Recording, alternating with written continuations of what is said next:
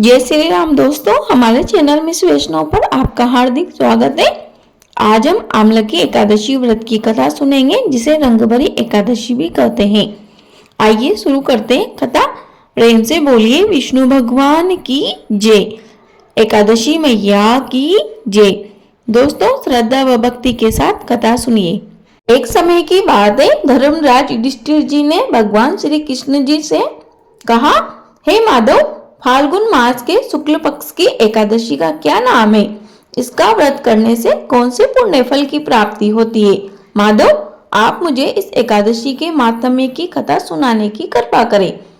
श्री कृष्ण जी युधिष्ठिर जी के ऐसे वचन सुनकर बोले, हे युधिष्ठिर, फाल्गुन मास के शुक्ल पक्ष की एकादशी तिथि का नाम आमला एकादशी है। इस कारण इसे आमलकी एकादशी कहते हैं। अब मैं तुम्हें इस एकादशी के माहात्म्य की कथा सुनाता हूँ।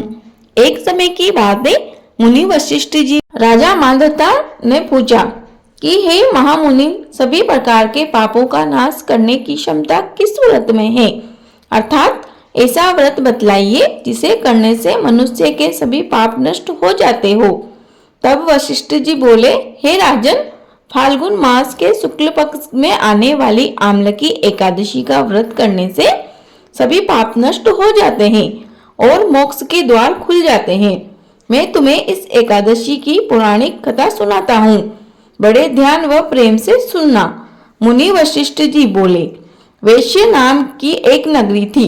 उस नगरी में चंद्रवंशी राजा चैत्ररथ नामक एक राजा राज्य करता था। राजा चैत्ररथ बड़ा धर्मात्मा था। उसकी प्रजा भी बड़ी वैष्णव थी। उस नगर की संपूर्ण प्रजा एकादशी का व्रत किया करती थी।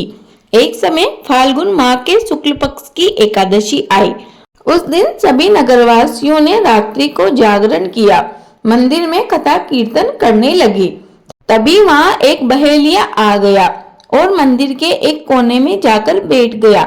वह बहेलिया जीव हिंसा से अपना व अपने परिवार का पालन पोषण करता था। उस दिन वह शिकारी गढ़ से लड़ाई झगड़ा करके अपने परिवार से रूठा हुआ था। उसने दिन भर से कुछ भी नहीं खाया पिया था और रात्रि में अपना दिल बहलाने के लिए मंदिर के एक कोने में जाकर चुपचाप बैठ गया। वहां विष्णु भगवान की कथा का श्रवण व एकादशी व्रत का महात्म्य सुना। इसी में पूरी रात्रि बीत गई।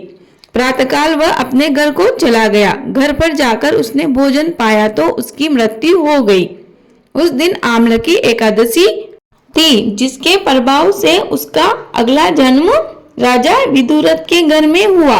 इस जन्म में उसका नाम वसुरथ था। वह इसी नाम से प्रसिद्ध हुआ। युवा होने पर वह चतुरंगिनी सेना सहित तथा धन धान्य से युक्त होकर 10,000 ग्रामों का पालन करने लगा। वह तेज में सूर्य के समान, कांति में चंद्रमा के समान, वीरता में भगवान विष्णु के समान, क्षमा में पृथ्वी के समान था। वह अत्यंत धार्मिक, सत्यवादी, कर्मवीर व विष्णु भक्त था। वह प्रजा का समान भाव से पालन करता था। दान देना उसका नित्य कर्तव्य था। एक दिन वन विहार करने गया और दिशा का ज्ञान न रहने के कारण रास्ता भटक गया, जिस कारण वह वन में ही इधर उधर भटकता रहा। थक हार कर उसने स्वयं को पागल मान लिया और वहीं एक पेड़ के नीचे सो गया। आज वसुरथ ने आमला एकादशी का व्रत रखा हुआ था।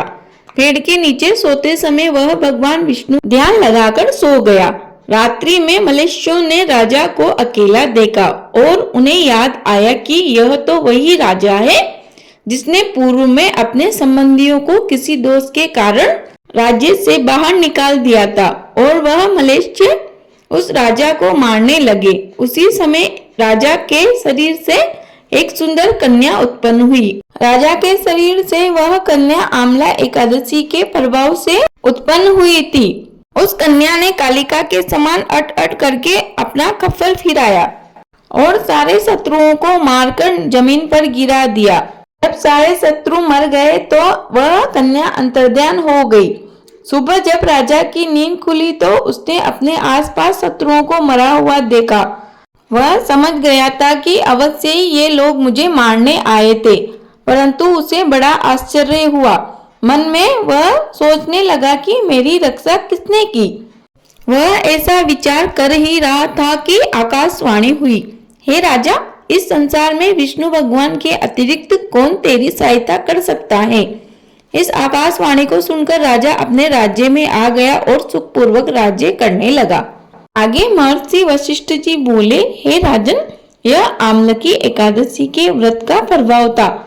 जो मनुष्य इस आम्लकी एकादशी का व्रत करते हैं वे प्रत्येक कार्य में सफल होते हैं और अंत में विष्णु लोक को जाते हैं।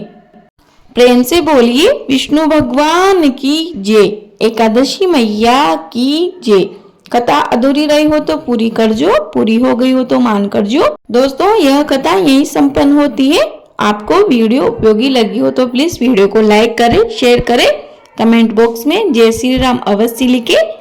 यदि आप हमारे चैनल पर नए हो तो प्लीज चैनल को एक सब्सक्राइब जरूर करें। एकादशी से जुड़ी और जानकारी प्राप्त करने के लिए आप हमारे चैनल पर विजिट कर सकते हैं। वहाँ आपको सभी प्रकार की जानकारी मिल जाएगी। आपका दिन शुभ हो। राधे कृष्णा। धन्यवाद।